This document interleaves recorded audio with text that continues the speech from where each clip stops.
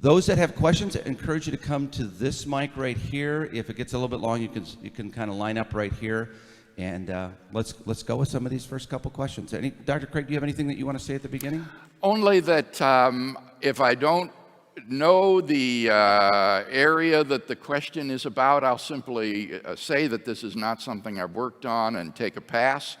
I don't claim to be the Bible answer man, but if there is a question on an area I've worked on, then I'll do my best to try to answer that question.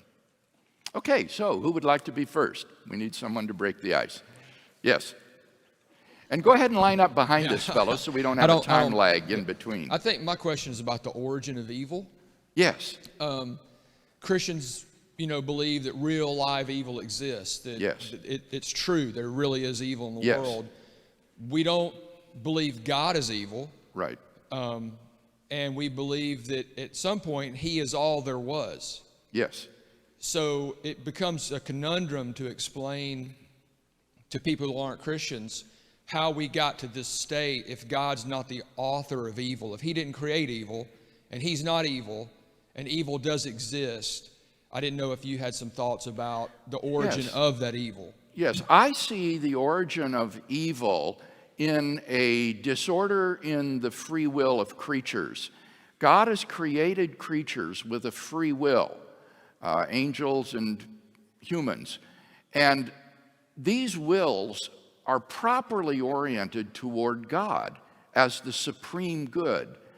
When creatures use their free will to direct them toward other goods rather than toward God as the ultimate good, this is a disorder in the creaturely will and is the origin of evil. So moral evil is a result of creaturely freedom and is a disorder in the creaturely will.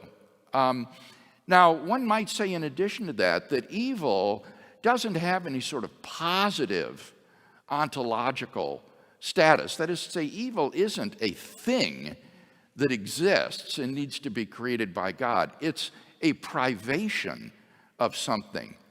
It's a privation of right order in the creaturely will.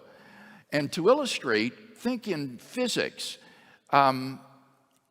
Cold is a privation of heat. Cold doesn't have any positive ontological status. There isn't any thing called cold. Rather, it's an absence of heat. So cold is a privation of heat. Now, that doesn't mean, obviously, that cold is illusory. If you go outside on a winter's day, you can feel how real this privation is.